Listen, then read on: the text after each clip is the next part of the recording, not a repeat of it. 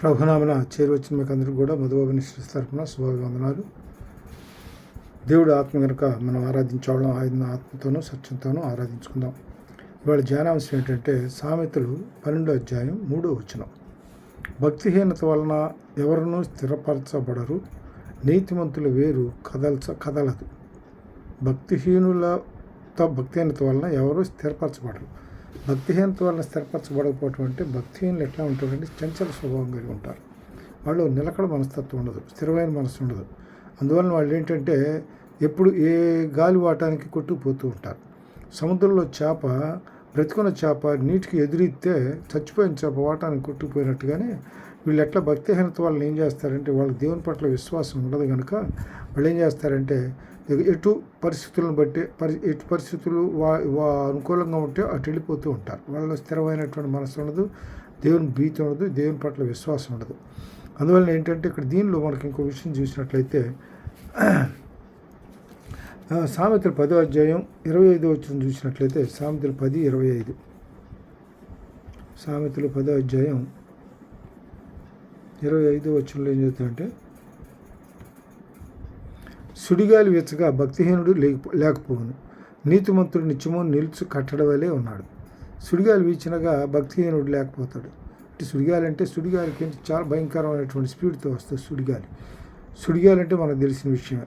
అది టార్నడోలని అమెరికాలో ఎక్కువగా వస్తూ ఉంటాయి. అవి అమెరికాలో వస్తే మొత్తం మీద సుడిగాలి వచ్చిందంటే ఆ ఇళ్ళు, కప్పులు, కార్లు మొత్తం లేచి వెళ్ళిపోయి అవతల పడిపోతూ ఉంటాయి. కాబట్టి అది అంత భయంకరంగా ఉంటుంది సుడిగాలి. కాబట్టి సుడిగాలి వీచగా భక్తిహీనుడు లేకపోను. తర్వాత ఈ వచ్చిన చూసినట్లయితే 10వ అధ్యాయం సామెతలు 10:29 కూడా చూద్దాం. సామెతలు 10:25. సామెతలు 10:25, 12-19 చూద్దాం. 12వ అధ్యాయం 19వ వచనంలో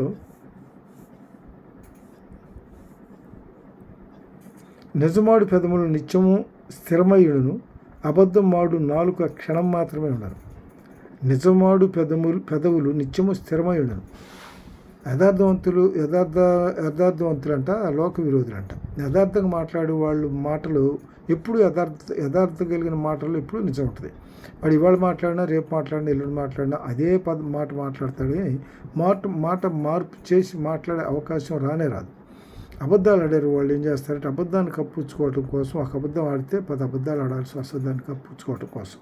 అందువలన ఏంటంటే నిజమాడు పెదవులు నిత్యము స్థిరంగా ఉండరు, అబద్ధమాడు నాలుక క్షణం మాత్రమే ఉండదు. అంటే ఆ క్షణం మాత్రమే ఆ అబద్ధం చెబుతాడు. తర్వాత మళ్ళీ అడిగినప్పుడు అది రాదు, వేరేది ఇంకోటి వస్తుంది. అందువల్ల అక్కడ దొరికిపోతాడు. ఇప్పుడు అబద్ధం ఆడే పెదవులు నాకు అసహ్యం అంటాడు దేవుడు. అందుకని అబద్ధం ఆడేవాళ్ళని ఎప్పుడు దేవుడు ఇష్టపడ్డు. తర్వాత ఇంకోటి ఏంటంటే యోబు రాసిన యోబు గ్రంథం చూద్దాం. యోబు గ్రంథం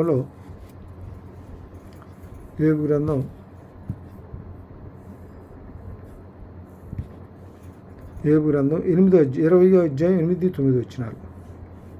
యోబు గ్రంథం 20వ అధ్యాయం 8-9 వచనాలు. అందుకు యెహోవా, నీవు నా సేవకుడు అయిన యోబు సంగతి ఆలోచించు. యోబు 20వ అధ్యాయం 8-9 వచనాలు. కళ ఎగిసిపోయినట్లు వారు గతించి కనపడకపోతున్నారు. ఎవరిని గురించి చెప్తున్నాడు? వీళ్ళు భక్తిహీనత కలిగిన వాళ్ళు.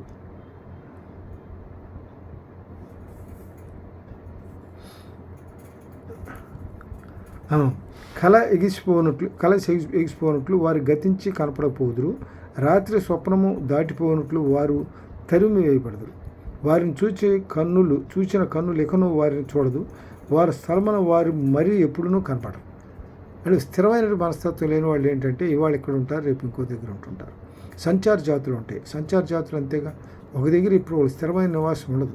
ఒక దగ్గర ఉంటారు, ఆ తర్వాత నుంచి ఏం చేయాలి, ఇవాళ 2 రోజులు 3 రోజులు గడిచిపోయిన తర్వాత వాళ్ళు అక్కడి నుంచి వేరే ఇంక ప్రదేశానికి వెళ్ళిపోతూ ఉంటారు. వాళ్ళు సంచార జాతులు అంటాం మనం. అందువల్ల ఎట్లా ఉంటుందంటే భక్తిహీనతగా ఉన్నవాళ్ళు అది కళ ఎగిసిపోయినట్లు వారు గతించి కనపడకపోదురు. రాత్రి స్వప్నము దాటిపోయినట్లు వారి తరిమి వేయబడదురు.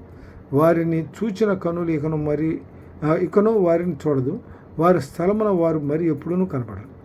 వారి సంతతి వారు దరిద్రులు దయను వెతికెదరు. వారి చేతులు వారి ఆస్తిని తిరిగి అప్పగించరు.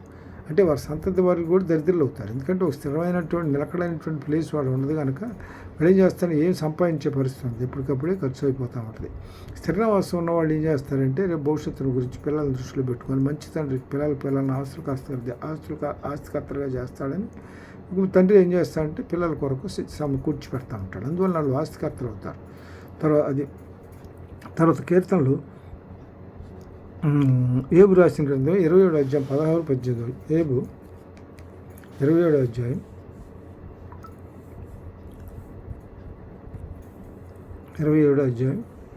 16-18 చూద్దాం.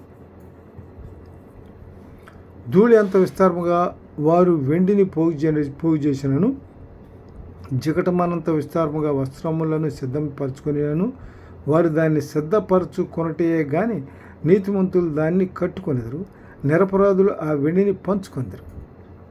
కాబట్టి ఇక్కడ ఏమవుతుందంటే వాళ్ళు మనం ఎంత విస్తారంగా సంపాదించినప్పుడు కూడా అది మనకి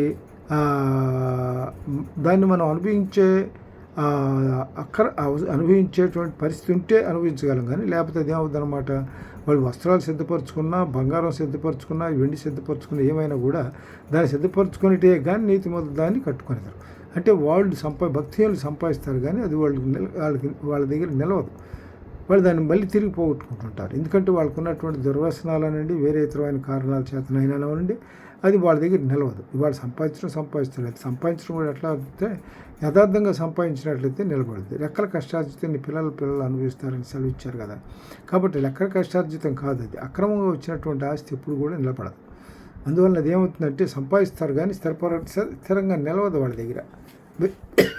వాళ్ళు ఎక్కడ ఉంటుంది, రేపు పోతుంది. తర్వాత దీనిలో ఇంకో మాట ఏంటంటే కీర్తనలు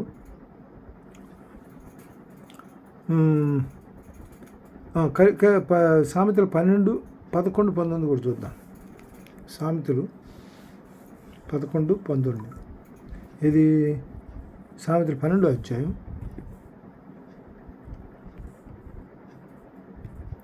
11-19 వచనాలు.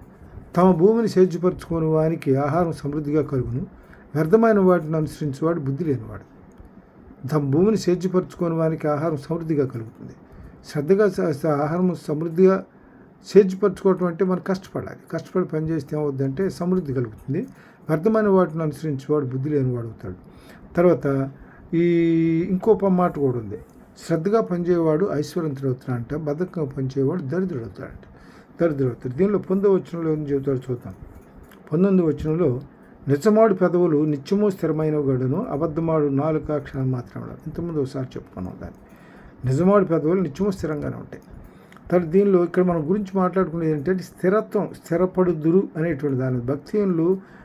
భక్తిహీనులు తమ భక్తిహీనత వలన ఎవరినూ స్థిరపరచబడరు. అంటే ఈ వేళల్లో ఈ రకమైనటువంటి పరిస్థితులు ఏర్పడతాయి. అంటే నిజవాడి పెదవులు నిత్యము స్థిరంగా ఉంటాయి. భక్తిహీనులు ఎప్పుడు నిజవాడరుగా అబద్ధాలు మాట్లాడుతుంటారు. అందువలన వాళ్ళ మాటలో నిలకడ ఉండదు. తర్వాత దీనిలో ఇంకోటి ఏంటంటే కీర్తనలు 37-25 చూద్దాం. కీర్తనలు 37-25లో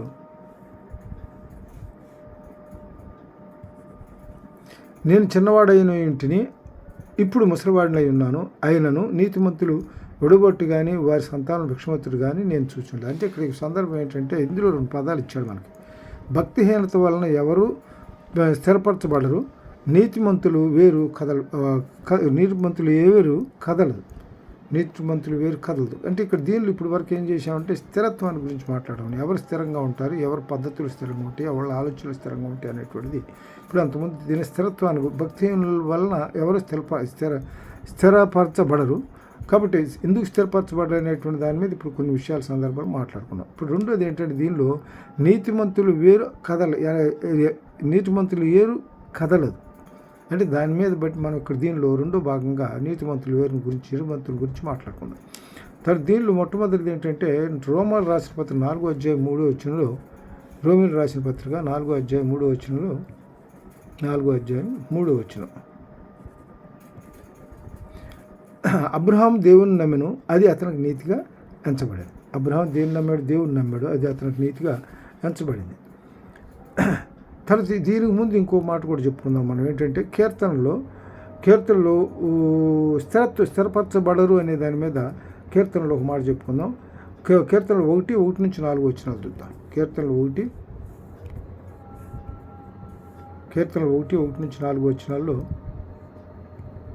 1వ అధ్యాయం 1-4 వచనాల్లో, దుష్టుల ఆలోచన చొప్పున నడువుక, పాపుల మార్గం నిలువుక, అపహాస్యులు కూర్చుంటుక, దివారాత్రంలో యెహోవా ధర్మశాస్త్రం మందు ఆనందించు, దివారాత్రంలో దాన్ని ధ్యానించబడతాడు. అతడు నీటి కాలువలు ఎవరు నాటబడింది, ఆకు వాడక తన కాలం మందు ఫలమించు చెట్టు వలేనుడను, అతను చేయదంతయు సఫలమాను. అంటే ఇక్కడ ఏంటంటే మనం ఎట్లా ఉండాలంటే, యెహోవా ధర్మశాస్త్రం మందు ఆనందించు, దివారాత్రం దాన్ని ధ్యానిస్తూ ఉన్నట్లు వాడు స్థిరమైనటువంటి మనసు కలిగి ఉంటాడు. ధ్యానించువాడు ధన్యుడు. అంటే వాడు అది దీవించబడతాడు దేవుని వలన. అది ఎట్లా ఇక్కడ ఏమాట ఉన్నాడు, ధర్మశాస్త్రం ఆనందించు దివారాత్రం అంటే అప్పుడు కాసేపు అని కాదు. వాక్యం చదివేటప్పుడు ఏంటంటే కొన్ని అధ్యాయాలు చదవాలి. దానివల్ల ఏమవుతుందంటే మనకు కొంత అవగాహన వస్తుంది బైబిల్ మీద. చదవక ఏమో తినక ఏమో తీయనుండి అన్నట్టుగా చదవక ఏమవుతుందంటే వాక్యం యొక్క లోతుల్లోకి మనం వెళ్ళగలుగుతాం, అర్థం చేసుకోగలుగుతాం. వాక్యం వినటం వల్ల ఏమవుతుంది, మనకు విశ్వాసం కలుగుతుంది. విశ్వాసంలో కూడా బలపడతాం. బలపడతాం. వాక్యం ఎప్పుడు కూడా కంటిన్యూస్గా చదవాలి. వాక్యం చదువుకుంటూ ఉండాలి. వాక్యంలో వాక్యానికి దేవుని యొక్క శక్తి ఉంది. ఆ వాక్యాన్ని ఏమంటామంటే దీనిలో కీర్తనలు 119 అధ్యాయం చూస్తే 119 అధ్యాయంలో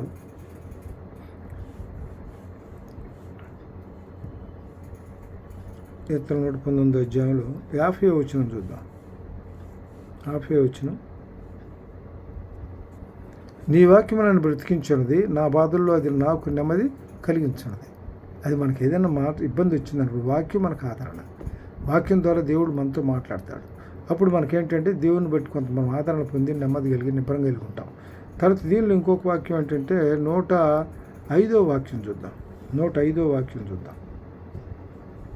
105వ వాక్యంలో, నీ వాక్యం నా పాదములకు దీపము, నా త్రోవకు వెలుగును అయినది. నీ వాక్యం పాదాలకు దీపం. మన దారిని వెళ్ళేటప్పుడు ఏంటంటే దేవుడు మనల్ని నడిపిస్తాడు. అద్భుతమైన ఆలోచన శక్తి, అభివృద్ధి అనుగ్రహించగలిగినటువంటి తండ్రి ఆయన. దీనిలో యెషయా 28:29 చెబుతాడు అన్నమాట. కాబట్టి ఆయన 32:8 చూద్దాం. కీర్తనలు 32:8లో కూడా, కీర్తనలు 32:8లో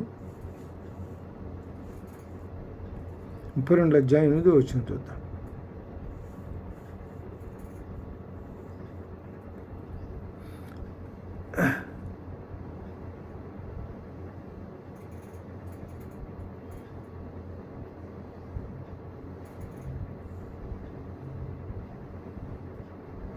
నీ ఎదుట నేను పాపం 11 వచనం, నీ ఎదుట నేను పాపం చేయకూడనట్లు నా హృదయంలో నీ వాక్యం ఉంచుకొని ఉన్నాను. అంటే హృదయంలో వాక్యం ఉన్నట్లయితే మనం ఏం చేసి పాపం చేయడానికి దేవుడు చేయటానికి మన మనస్సాక్షి గద్దిస్తే, హృదయంలో వాక్యం ఎప్పుడైతే ఉంటుందో మనం ఏదైనా చెడు ఆలోచన, తెలుతలపుల వైపు మన మనసుని పోనీయకుండా అదేంటంటే మనల్ని కాపాడుతుంది. దీనిలో ఇంకోటి ఏంటంటే, దీనిలో 8-9 వచనాలు చూద్దాం. కీర్తనలు 8-9 వచనాల్లో, కీర్తనలు 8వ అధ్యాయం 9 వచనాలు చూద్దాం. 8వ అధ్యాయం 9 వచనంలో,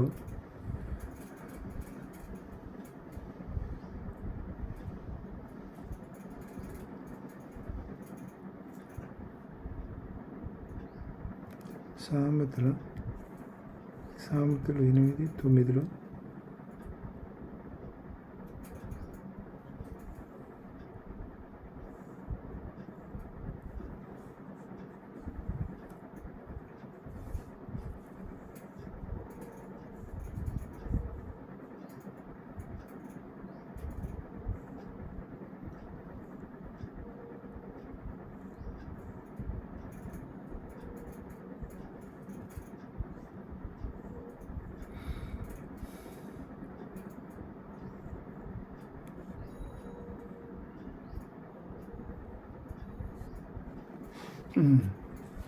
తర్వాత దీనిలో ఇంకోటి ఏంటంటే కీర్తనలు దీనిలో ఎట్లా ఉంటాడంటే, దీనిలో కీర్తనలు మొదటి అధ్యాయంలో మనం చెప్పినట్లుగా, దుష్టుల ఆలోచన చొప్పున నడుక, పాపుల మార్గం నడుక, అపహాస్యులు కూర్చుని చోట కూర్చుంటేవాడు. అంటే దుష్టుల ఆలోచన నడిస్తే ఎట్లా నడుస్తామంటే, మన మార్గం మన ఆలోచన వాక్యం మన హృదయంలో ఉండదు. మనం వాళ్ళని బట్టి మనం కూడా మారిపోయి మనం ఎట్లా ఉంటామంటే వాళ్ళకిలాగానే మనం ఇదైపోతాం, తప్పుదారి పట్టిపోతాం. అందువల్ల ఏంటంటే దుష్టుల ఆలోచన నడవకూడదు. పాపుల మార్గం నిలవక అంటే పాపుల మార్గం నిలవక అంటే వాళ్ళు నిలబడిన దగ్గర మనం నిలబడ్డాం అనుకుంటే వాళ్ళ మాటలు మనం కొంత టైం తర్వాత వాళ్ళతో పాటు మనం ఏకీభించే పరిస్థితి ఉంది. అదివరకు అపహాస్కులు కూర్చొని చోట కూర్చుంటారు. అపహాస్కులు అంటే ఎదుటి వాళ్ళని వ్యంగ్యంగా మాట్లాడుతూ ఇబ్బంది పెడతాం అనమాట. వాళ్ళని హాస్యాస్పదంగా చూడటం. అలాంటి వాళ్ళ ఏంటంటే వాళ్ళలో హృదయం ఎలా ఉంటుందంటే లోపభూయిష్టంగా ఉంటుంది. అందువలన వాళ్ళతో మన చేరిక అయితే వాళ్ళ వలన మనం కూడా మన పరిస్థితులు మారిపోతాయి. తర్వాత యెహోవా ధర్మశాస్త్రం ఆనందించు, దివారాత్రులు దాన్ని ధ్యానించేవాడు దాన్ని. యెహోవా ధర్మశాస్త్రం అంతా మనం ఆనందించాలి. ఎప్పుడు కూడా ఎక్కువగా దాన్ని ఆనందిస్తుంటే దానిలో మనకు వాక్యం మనకు బలాన్ని ఇస్తుంది, ధైర్యాన్ని ఇస్తుంది. అందుకే బాధల్లో నుంచి వాక్యం బాధల నుంచి తప్పించును చెప్తున్నాడు కదా. ఇంతకుముందు వాక్యంలో మనకు చెప్పాడు కదా. అతను ఎట్లా ఉంటాడంటే స్థిరంగా ఉంటాడు. దేవుని యొక్క వాక్యాన్ని నిరంతరం ధ్యానించేవాడు స్థిరంగా ఉంటాడు. అతడు నీటి కాలువ నాటబడిందే ఆకు వాడక తన కాలం ముందు ఫలించు చెట్టు వలె ఉండదు. నీటి కాలం వారబడిన చెట్టు ఎట్లా ఉంటుంది? ఫలించుతూ ఉంటుంది. ఎప్పుడు కూడా నిత్యం అది ఎట్లా ఉంటుంది అంటే ఆ సీజన్లో ఫలిస్తూ ఉంటుంది. అది పైకి పచ్చగా ఉంటాయి ఆకులు, అది కదల్పబడదు, అట్లా స్థిరంగా ఉంటుంది అనమాట అది. అందువల్ల ఈ వాక్యం మనకేంటంటే దుష్టుల ఆలోచన చొప్పుగా నడవద్దు, పాపుల ద్వారా నిలవద్దు. దివారాత్రం ధర్మశాస్త్రం ధ్యానిస్తూ ఉన్నవాడు ఇట్లా నీటి కాలంలో నాటబడిందే అతను ఆకు వాడుక తన కాలం మంది ఫలించేట్టువాడే ఉన్ను. దుష్టులు అలాగా ఉండక గాలికి చెదరగొట్టుకొని పొట్టువలే ఉందరు. గాలికి చెదరగొట్టు పొట్టువలే ఉందరు. తర్వాత దీనిలో ఇంకో మాట ఏంటంటే దీనిలో రెండు భాగాలు ఉన్నాయి. ఒకటి భక్తిహీనత వలన ఎవరు స్థిరపరచబడరు, నీతిమంతులు వేరు కదలదు. కాబట్టి నీతిమంతుల గురించి నీతిమంతులు ఎట్లాంటి వాళ్ళు ఎట్లా ఉంటారంటే వాళ్ళ గురించి మనం కొన్ని విషయాలు తెలుసుకుందాం. దీనిలో అబ్రహాము రోమీలు రాసిన పత్రిక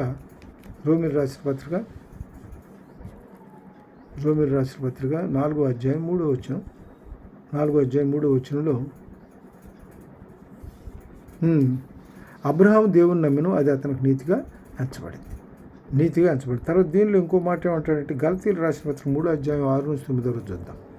గలతీయులు రాసిన పత్రిక 3వ అధ్యాయం 6-9 చూద్దాం. అబ్రహాము దేవుని నమ్మెను, అది అతనికి నీతిగా ఎంచబడను. కాబట్టి విశ్వాస సంబంధులే అబ్రహాం కుమారులని మీరు తెలుసుకున్నది. దేవుడు విశ్వాస మూలంగా అన్ని జనులను నీతిమంతులుగా తీర్చునని లేఖనం ముందుగా చూచి నీయందు అన్ని జనులందరూ ఆశీర్వదించబడదురు అని అబ్రహామునకు సువార్తను ముందుగా ప్రకటించాను. అన్యజనులందరూ ఆశీర్వదించబడుదురు అని అబ్రహామునకు సువార్తను ముందుగా ప్రకటించాను. కాబట్టి విశ్వాస సంబంధులే విశ్వాసం గల అబ్రహాంతో కూడి ఆశీర్వదించబడదు. ధర్మశాస్త్రం విధించిన క్రియలకు సంబంధులందరూ శాపమునకు లోనై ఉన్నారు. ఎందుకనగా ధర్మశాస్త్ర గ్రంథమందు వాయబడిన విధులన్నీ చేయటందు నిలకడగా ఉండని ప్రతివాడును శాపగ్రస్తులని రాయబడింది. అంటే ధర్మశాస్త్రంలో ఉన్నటువంటి పదాజ్ఞలు ఉన్నాయి. పదాజ్ఞలో ఏ ఒక్కటి ఆజ్ఞ పాటించకపోయినా శాపగ్రస్తులే. అందువల్ల ఇక్కడ ఏంటంటే ధర్మశాస్త్రం మొదలు వ్రాయబడిన విధులన్నీ చేయటందు నిలకడగా ఉండని ప్రతి వాడును శాపగ్రస్తులని వ్రాయబడాలి. కాబట్టి నిలకడ లేకపోతే శాపగ్రస్తులు. అందువల్ల చాలా జాగ్రత్తగా ఉండాలి. ధర్మశాస్త్రము చేత ఎవడనూ దేవుని ఎదుట నీతిమంతులని తీర్చబడ్డు సంగతి ఎలాగనగా నీతిమంతుడు విశ్వాసం మూలముగా జీవించు. అందువల్ల అబ్రహాము దేవుని నమ్మిన అతను నీతిగా ఎంచబడిన మాట ఉపయోగించబడింది. అందువల్ల ధర్మశాస్త్రము విశ్వాస సంబంధమైనది కాదు, కానీ దాని విధులను ఆచరించువాడు వాటి వల్లనే జీవించను. వాడు అక్కడ చెప్పిన కార్యక్రమాలు మాత్రం బట్టి జీవిస్తాడు.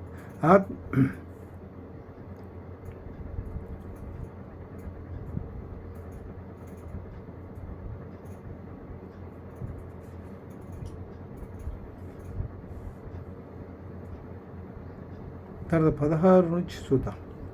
16-18 అబ్రహామునకు అతని సంతానమునకును వాగ్దానములు చేయబడిన ఆయన అనేకులను గూర్చి అన్నట్టు సంతానములకుని అని చెప్పక ఒకరిని గూర్చి అన్నట్టేని సంతానమునకును అనెను. ఆ సంతానము క్రీస్తు. అబ్రహామునకును అతని సంతానమునకును వాగ్దానములు చేయబడెను. ఆయన అనేకులను గూర్చి అన్నట్టు నీ సంతానములకును అని చెప్పక ఒకరిని గూర్చి అన్నట్టే నీ సంతానమునకును అనెను. ఆ సంతానము క్రీస్తే. నేను చెప్పింది ఏమనగా 430 సంవత్సరాలు అయిన తర్వాత వచ్చిన ధర్మశాస్త్రము వాగ్దానమును నిరర్ధకము చేయనంతగా పూర్వముందు దేవుని చేత స్థిరపరచబడిన నిబంధనను కొట్టివేయదు. కాబట్టి ఆ స్వాస్థ్యము ధర్మశాస్త్ర మూలంగా కలిగిన ఎడల ఇక వాగ్దానం మూలముగా కలిగినది కాదు. అయితే దేవుడు అబ్రహాములకు వాగ్దానం వలనే దాన్ని అనుగ్రహించాను. అబ్రహాం వాగ్దానం అలాగైతే ధర్మశాస్త్రం ముందుకు ఎవరికి ఆ వాగ్దానం చేయబడినో ఆ సంతానం వచ్చే వరకు అది అతిక్రమం బట్టి దానికి తర్వాత ఇవ్వబడింది. అది మధ్యవర్తి చేత దేవదత్తుల ద్వారా నియమింపబడింది. కాబట్టి ఇక్కడ ఏంటంటే ధర్మశాస్త్రాన్ని మనం ఫాలో అయినందువల్ల విశ్వాసం నీతిమంతులుగా ఎంచబడలేము. కాబట్టి అబ్రహాం దేవుని నమ్మిన నీతిమంతులుగా తీర్చబడ్డాడు. విశ్వాసంతోనే తర్వాత విశ్వాసం వల్లనే మనం నీతిమంతులుగా తీర్చబడతాం. విశ్వాసం వల్లనే మనం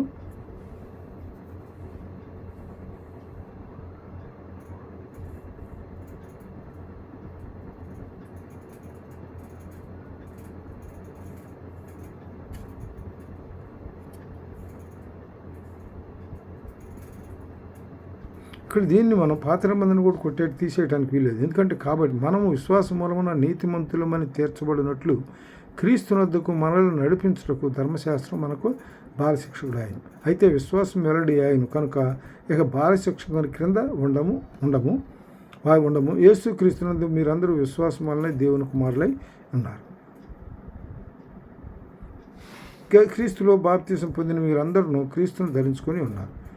ఇందుమూలంగా యూదులని గ్రీసు దేశస్తులని దాసులని స్వతంత్రం లేదు, పురుషుడు స్త్రీ అని లేదు. యేసుక్రీస్తునందు మీరందరూ ఏకముగా ఉన్నారు. మీరు క్రీస్తు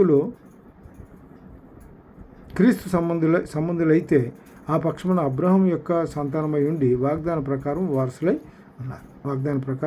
అంటే అబ్రహాం నీతిమంతుడిగా ఎంచబడ్డాడు కాబట్టి అది అబ్రహాం దేవుని నమ్మాడు, నీతిమంతుడిగా ఎంచబడ్డాడు. కాబట్టి మనం కూడా దేవుని నమ్మితే మనం కూడా అబ్రహాం సంతానమైనట్లుగా ఆ వాగ్దాన ప్రకారం వారసులం అవుతాం. తర్వాత దీనిలో ఇంకోటి ఏంటంటే కీర్తన 37, 25, 29 చూద్దాం. కీర్తన 37 అధ్యాయం, కీర్తన 37 అధ్యాయం 25 నుంచి 29 వచ్చినారు. నేను చిన్నవాడినై ఉంటిని, ఇప్పుడు ముసలివాడినై ఉన్నాను. అయినను నీతిమంతులు విడవబొట్టు కానీ వారి సంతానం భిక్షమత్తుడు కానీ నేను చూచి ఉండలేదు. దినమెల్లా వారు దయాళురై అప్పు ఇచ్చుచుందురు, వారి సంతానం వారు ఆశీర్వదింపబడుదురు. కీడు చేయటం అని మేలు చేయుము, అప్పుడు నీవు నిత్యము నిలుచుదు. ఏలైనగా యెహోవా న్యాయమును ప్రేమించువాడు, ఆయన తన భక్తులకు విడువడు, వారన్నిటికీ కాపాడబడుదురు. కానీ భక్తిహీనుల సంతానం నిర్మూలమగును. నీతిమంతులు భూమిని స్వతంత్రించుకుందరు, వారి దానిలో నిత్యము నివసించదురు.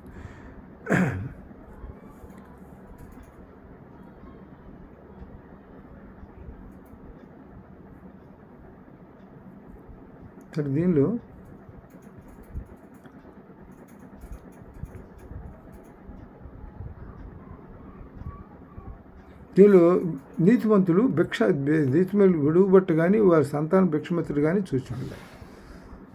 దీనిలో ఇంకో మాట ఏం చెబుతారంటే యథార్థవంతులైన నీతిమంతుల పిల్లలంట తన తండ్రితో ధన్యులు అవుతారంట. ఇక్కడ మాట దానికి విద్య, నీతిమంతుడు విడువబట్టు కానీ వారి సంతానం భిక్షమతుడు కానీ నేను చూస్తుండలేదు. అందువల్ల ఇక్కడ ఏంటంటే యథార్థవంతుడై ఉండి నీతిమంతుడిగా ఉన్న వారి సంతానం అంట తన తదనంతరం మరీ ధన్యత చెందుతుందంట, మరీ దీవించబడుతుందంట. అంటే తల్లిదండ్రుల యొక్క చేసినట్టు మంచి చెడులు ఫలితం పిల్లలు అనుభవిస్తారు. తర్వాత దీనిలో 12 వచనంలో ఇంకో మాట చెబుతాడు, చూద్దాం.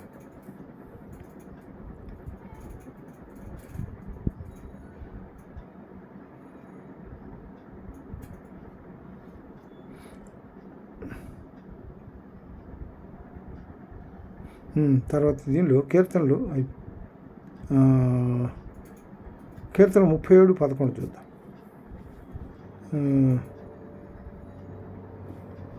కీర్తన 37, 11. దీనులు భూమిని స్వతంత్రించుకుందరు, బహుక్షేమం కలిగి సుఖించదురు. దీనిలో ఎట్లా ఉంటారంటే భూమిని స్వతంత్రించుకుంటారు. దీనులు అంటే నీతిమంతులకు దీన మనసు కలిగి ఉండమని చెప్పుకోవచ్చు. దేవుడు అడుగుతాడు మనల్ని, ప్రతి బిడ్డల దీన మనసు కలిగి ఉండమంటాడు. దీనులు భూమిని స్వతంత్రించుకుందరు, బహుక్షేమం కలిగి సుఖించదురు. భక్తిహీనులు నీతిమంతుల మీద దురాలోచన చేయుదురు, వారిని చూచి పండ్లు కొరుకుదురు. ఎందుకంటే వాళ్ళకి ఏంటంటే వాళ్ళ ప్రవర్తన సరిగా ఉండదు. వీళ్ళు పద్ధతిగా ఉంటున్నారు కాబట్టి వీళ్ళ పట్ల ఈర్ష్య అసూయ భావాలను కలిగి ఉంటారు. తర్వాత దీనిలో రోమేలు రాసిన పత్రిక 4వ అధ్యాయం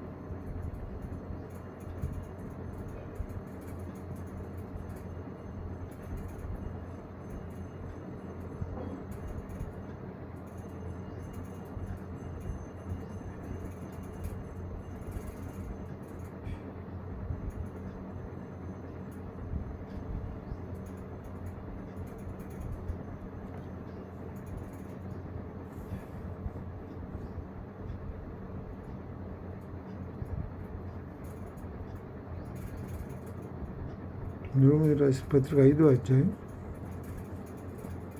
6-8 వచనాలు. ఏలైనగా మనకు మింకనూ బలహీనమై ఉండగా క్రీస్తు కాలమున భక్తిహీనుల కొరకు చనిపోయాడు. నీతిమంతుని కొరకు సైతం ఒకడు చనిపోవటం అరుదు. మంచివాని కొరకు ఎవడైనా ఒకవేళ తెగింపవచ్చును. అయితే దేవుడు మన ఏళ్ళ తన ప్రేమను వెల్లడిపరుచున్నాడు. ఎట్లనగా మనం ఇంకనూ పాపలమై ఉండగానే క్రీస్తు మన కొరకు చనిపోయాడు. కాబట్టి ఆయన రక్తం వలన ఇప్పుడు నీతిమంతులంగా తీర్చబడి పరింత నిశ్చయముగా ఆయన ద్వారా ఉగ్రత నుండి రక్షించబడింది. తర్వాత దీనిలో 8వ అధ్యాయం 30-33 వచనాలు చూద్దాం. రోమేలు రాసిన పత్రిక 8వ అధ్యాయం 30-33 వచనాలు.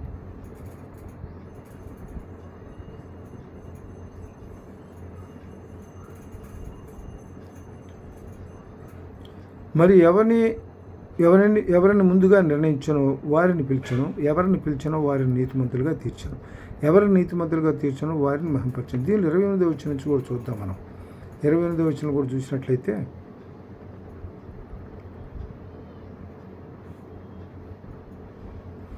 దేవుని ప్రేమించు వారికి ఆయన సంకల్ప చొప్పున పిలువబడి వారికి మేలు కలుగుటకై సమస్తము సమకూడి జరుగుతున్నామని ఎరుగుతాం. దేవుని ప్రేమించాడు ఎందుకనగా తన కుమారుడు అనేక సహోదరులు జ్యేష్ఠుడైనట్లు దేవుడు ఎవరిని ముందుగా ఎరిగినో వారు తన కుమారుడితో సారూప్యం గలవారొకటికి వారిని ముందుగా నిర్ణయించాను. మరియు ఎవరిని ముందుగా నిర్ణయించానో వారిని పిలిచాను, ఎవరిని పిలిచానో వారిని నీతిమంతులుగా తీర్చాను, ఎవరిని నీతిమంతులుగా తీర్చానో వారిని మహింపరచను. దీనిలో ఇంకోటి 32 వచ్చిలో 31 కూడా చూద్దాం. 31 కూడా దేవుడు మన పక్షమున ఉండగా మనకు విరోధి దేవుడు సొంత కుమారుని అనుగ్రహించడానికి వెనుతీక ఆయన అందరి కొరకు ఆయన అప్పగించిన వాడు ఆయనతో పాటు సమస్యను మనకెందుకు అనుగ్రహింపడు అంటే ఇక్కడ ఏంటంటే మనకి దేవుడు లోకాన్ని ఎంతో ప్రేమించాడు. 3:16 చెప్తాడు యోహాను సువార్త.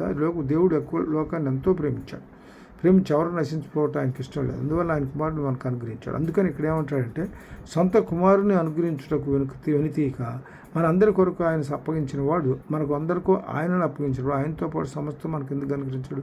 మనల్ని అందుకే అడుగుతాడు. అడుగుడు ఇచ్చేతను తట్టు తీబను తిరుగుదలు కుప్పుతాను చెప్పి 7 మత్తయి సువార్త 7:7 చెబుతాడు కదా. కాబట్టి మనం అడగాలి. ఏది అడిగినా కూడా తప్పనిసరిగా మన అవసరతను తీర్చేటువంటి దేవుడు. అయితే మనం అడిగిన వెంటనే మనకు దొరకపోవచ్చు, సమయం తీసుకోవచ్చు. అయితే తగిన సమయం హెచ్చించబడినట్టు మనం దీన మనసుతో వేచి ఉండాలి. ఆయన బలిష్టమైన హస్తాలు దీన మనసులో. దేవుడికి మనకు అప్పుడు ఇవ్వలేదంటే ఆయన చిత్తం వేరే ఉంటుంది.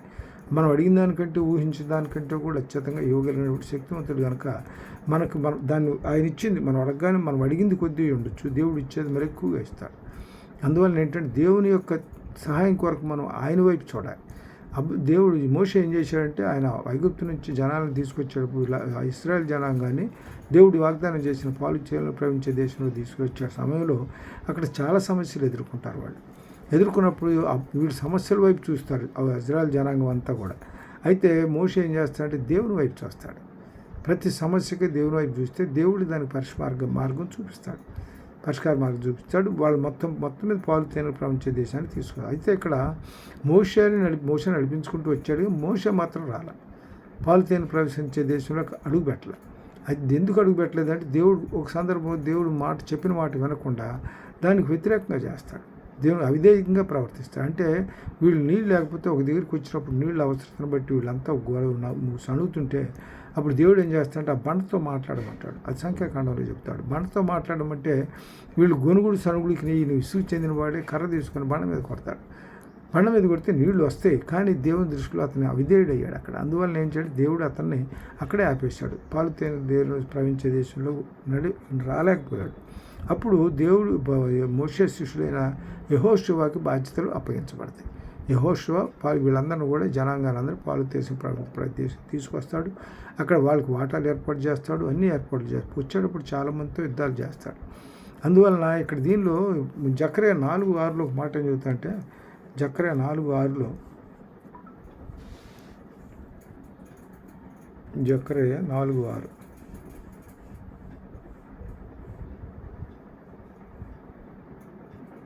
4వ అధ్యాయం 6వ వచనంలో, అప్పుడు అతడు నాతో ఇట్లను, జెరుబ్బాబెలునకు ప్రత్యక్షమగు యెహోవా వాక్కు ఇదే, శక్తి చేతనైనను బలము చేతనైనను కాక నా ఆత్మచేతనే ఇది జరుగునని సైన్యములకు అధిపతి యెహోవా సెలవిచ్చాను. గొప్ప పర్వతమా, జెరుబ్బాబెలును అడ్డగించకుండా ఏమాత్రం దానవు, నీవు చదును భూమి అవుదువు, కృప కలుగును గాక అని జనులు కేక వేయగా అతడు పై రాయి తీసుకొని పెట్టును.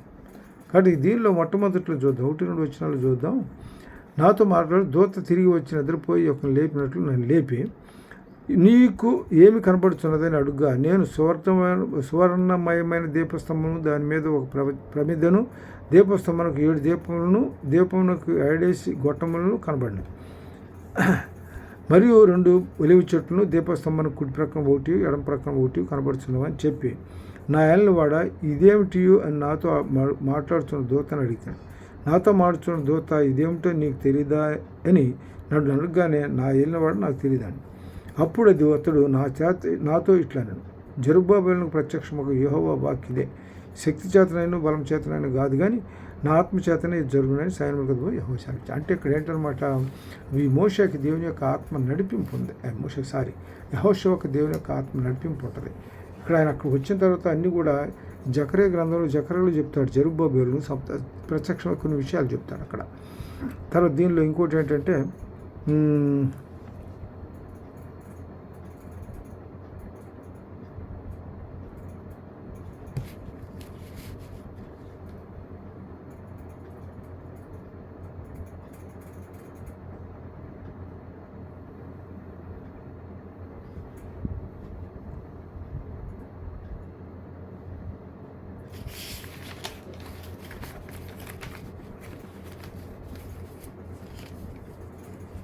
ఒకటో పేతురు 1వ అధ్యాయం 16-19 చూద్దాం. మొదటి పేతురు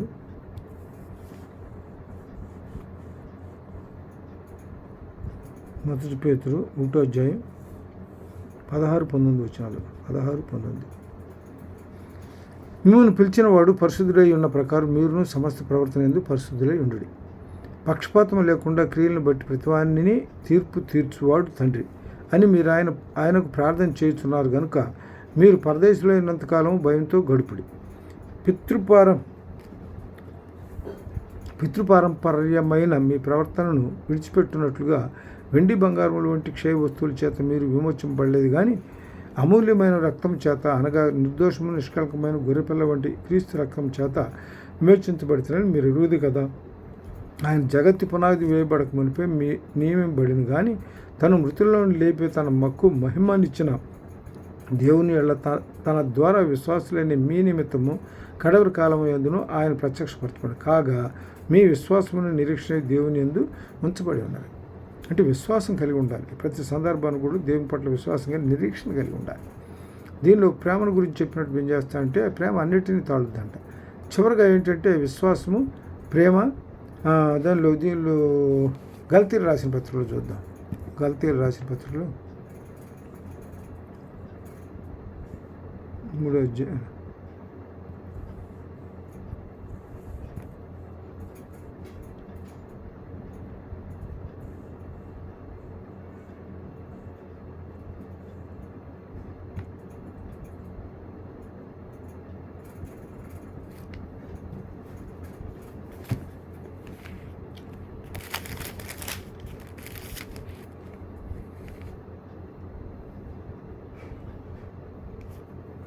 మొదటి కొరింథీయులకు రాసిన పత్రిక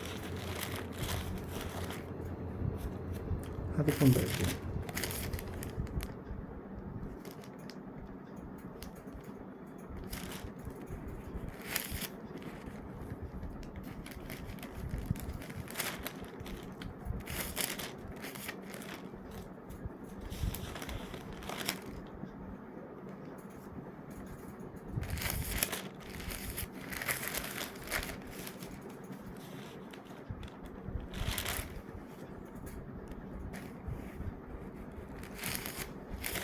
ఎఫెసీయులు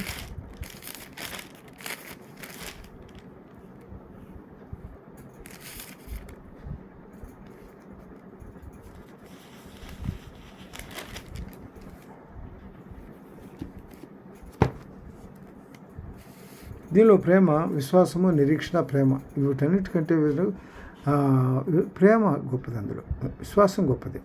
విశ్వాసం, నిరీక్షణ, ప్రేమ అన్నీ నిలుస్తాయి, కానీ ప్రేమ అన్నిటినీ తాడుద్ది. కానీ విశ్వాసం, నిరీక్షణ, ప్రేమ అవి నిలుస్తాయి, కానీ విశ్వాసం గొప్పది అన్నిటికంటే కూడా. అందువల్ల దీనిలో చెప్తారు మనకు ఆ మాట.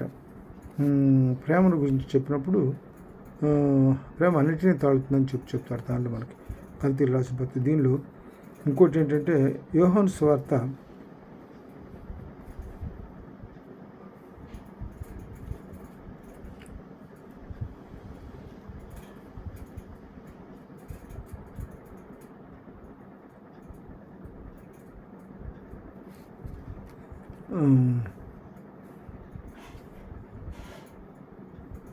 1 పేతురు 1:16-19, 2 పేతురు 1 పేతురు 2వ అధ్యాయం చూద్దాం.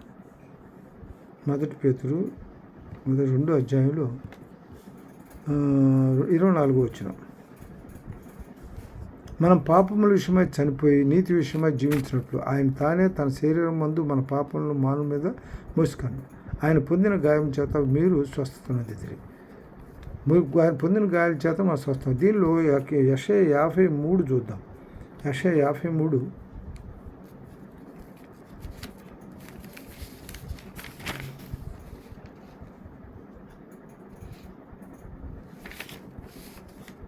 యెషయా 53 అధ్యాయంలో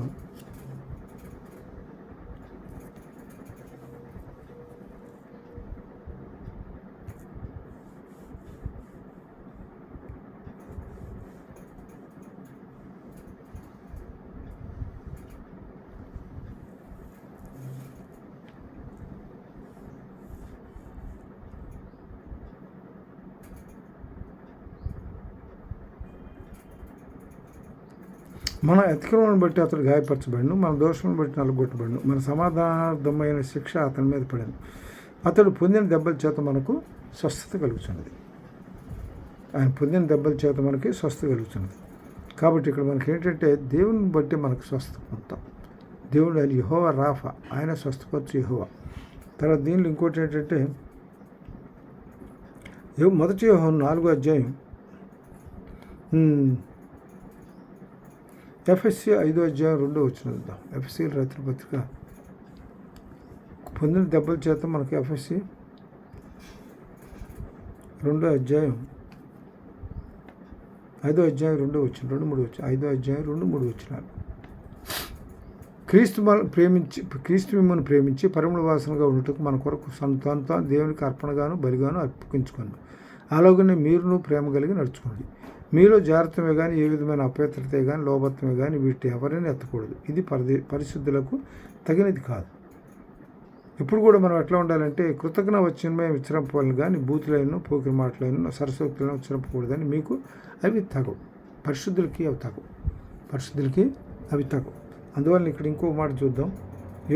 రోమా 8:1 రోమీయులకు రాసిన పత్రిక 8:1 ఏ క్రీస్తు యేసునందు వారికి ఏ శిక్షా విధియు, రోమా 8వ అధ్యాయం 1వ వచనంలో చెబుతారంటే, కాబట్టి ఇప్పుడు క్రీస్తు యేసునందు వారికి ఏ శిక్ష విధియు లేదు. ఎప్పుడంటే మనం క్రీస్తు చెప్పిన మాటల ప్రకారం నడుచుకున్నట్టు, ఆయన ఆజ్ఞలను అనుసరించి నడుచుకున్నట్లయితే మనకి ఏ శిక్షా విధి ఉండదు. తర్వాత 1 యోహాను 4వ అధ్యాయం 9-10 వచనాలు. 1 యోహాను 4వ అధ్యాయం 9-10 వచనాలు చూద్దాం. మనం ఆయన ద్వారా జీవించినట్లు దేవుడు తన అద్వితీయ కుమారుని లోకంలోకి పంపెను. దీనివల్ల దేవుడు మన యందు ఉంచిన ప్రేమ ప్రత్యక్షపరచబడెను. మనం దేవుని ప్రేమించడం కానీ కాదు తానే మనల్ని ప్రేమించి మన పాపలకు ప్రాయశ్చిత్తం తన కుమారుని పంపాను. ఇందులో ప్రేమ ఉన్నది. ప్రియులారా, దేవుడు మనల్ని ఇలా ప్రేమగా మనం ఒకరినొకడు ప్రేమ బద్దులమై ఉన్నాం. ఏ మానవుడును దేవుని ఎప్పుడునూ చూచలేదు. మనం ఒకరినొకడు ప్రేమించిన ఎడల దేవుడు మన యందు నిల్చోడు. ఆయన ప్రేమ మన యందు సంపూర్ణమగును. ఆయన ప్రేమ కలిగి ఉండాలి. ప్రేమ కలిగి సత్యం ఉంది చెబుతూ ఆయన యందు నడుచుకోవాలి. తర్వాత హెబ్రీ 9:22 చూద్దాం. హెబ్రీలు రాసిన పత్రిక 9:22 9:22. మరియు ధర్మశాస్త్రం ప్రకారము సమస్త వస్తువులను రక్తం చేత శుద్ధి చేయబడిననియు రక్తం చిందించకుండా పాపక్షేమం కలుగుదనియు సామాన్యంగా చెప్పవచ్చు. అంటే మనం పాతకాల నిబంధనల కాలంలో రక్తం చిందించడం వలన పాప క్షమాపణ జరిగింది. అయితే ఇక్కడ మన దేవుడు మన కొరకు ఒకసారి శిలువ మీద తన రక్తాన్ని శిలువ చిందించి మన కొరకు ఏం చేశాడు? పాపాల క్షమింపబడటానికి మార్గం సుగమం చేశాడు.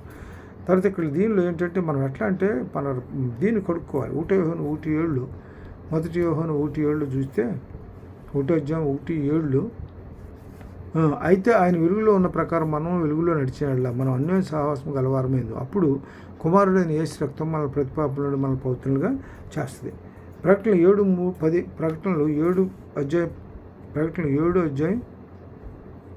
అధ్యాయం 13-14 వచ్చిన కూడా చూద్దాం. 13-14.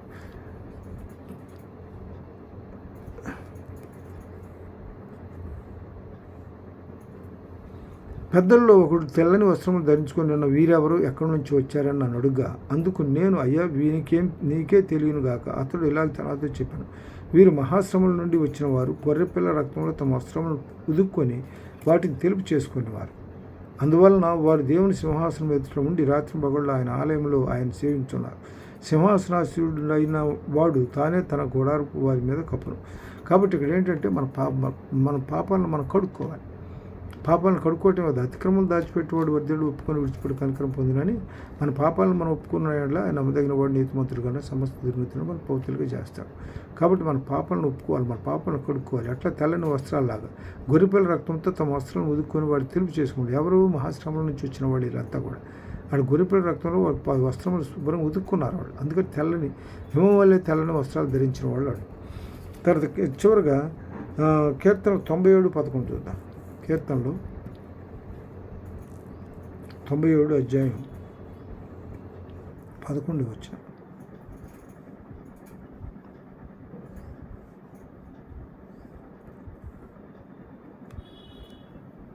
నీతిమంతుల కొరకు వెలుగు యథార్థ హృదయులకు ఆనందము ఎత్తబడినది. కాబట్టి నీతిమంతుల కొరకు వెలుగు ఉంటుంది. కాబట్టి వెలుగు ఎప్పుడు వాళ్ళని తన పాదాల దీపం తర్వాత వెలుగుగా ఉంటుంది. ఆ వెలుగు నీతిమంతుల కొరకు వెలుగు, యథార్థ హృదయాల కొరకు ఆనందం ఎత్తబడింది. అందుకని దీనిలో నా ఫిలిప్పీ 4:11 ఆనందించడు, ప్రభువును ఆనందించడు, ఎల్లప్పుడూ ప్రభువును ఆనందించమని చెబుతాడు. అంటే నీతి కలిగిన వాళ్ళకి ఆనందం ఎప్పుడు ఉంటుంది, ప్రభువును ఆనందిస్తారు వాళ్ళు. కాబట్టి ఉద్యవాక్యం తన వెనుకలు దీవించడం కాక ముగించుకుంటాం.